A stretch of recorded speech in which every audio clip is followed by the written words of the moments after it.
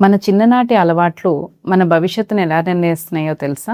మనం చిన్నప్పుడు తీసుకునే ఆహారపు అలవాట్లు కానివ్వండి, ఫిజికల్ యాక్టివిటీ కానివ్వండి, ఇది తరువాత వచ్చే మధుమేహాన్ని మీద ఎక్కువ ప్రభావం చూపిస్తున్నాయని స్వీడన్ సైంటిస్టులు ఎన్నో స్టడీస్‌లో స్ట్రాంగ్ ఎవిడెన్స్ ఉందని చెప్తున్నారు.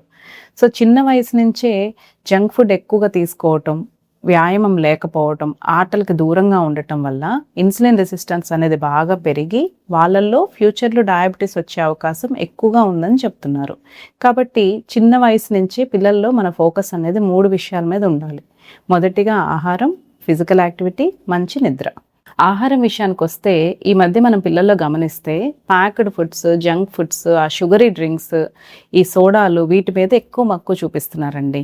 సో వాటి వల్ల ఏంటంటే క్రానిక్‌గా లో గ్రేడ్ ఇన్ఫ్లమేషన్ ఉండటం వల్ల ఫ్యూచర్‌లో మెటబాలిక్ డిసీజెస్ ఎక్కువగా వచ్చే అవకాశం ఉంటుంది. కాబట్టి మన ఫోకస్ అంతా వేటి మీద ఉంచాలి అంటే ఆకుకూరలు, కాయగూరలు, పండ్లు, తృణధాన్యాలు, వాళ్ళకి ప్రోటీన్ రిచ్ ఫుడ్స్ ఒకటి, సీడ్స్ అండ్ నట్స్ కూడా వాళ్ళ రొటీన్ డైట్‌లో మనం ఇంక్లూడ్ చేయడానికి చూడాలి.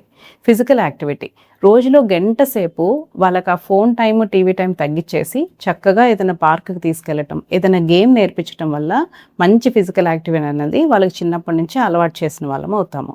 నిద్ర, మంచి నిద్ర వల్ల మెటబాలిక్ యాక్టివిటీ అనేది చాలా బాగుంటుంది. కాబట్టి చిన్నప్పటి నుంచి వాళ్ళకు ఒక స్లీప్ ప్యాటర్న్, స్లీప్ సైకిల్ అనేది మనం అలవాటు చేయాలండి.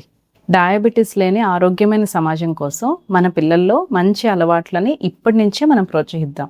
మీ పిల్లల ఆరోగ్యం మీ చేతుల్లోనే. ఈ వీడియో చూసిన ప్రతి ఒక్కళ్ళు మీ పిల్లల కోసం, మనవళ్ళు మనవరాళ్ళ కోసం ఎలాంటి మంచి హ్యాబిట్ అలవాటు చేస్తున్నారు అనేది మెసేజ్లో టైప్ చేయండి. సో దట్ అందరం చూసి నేర్చుకుందాం.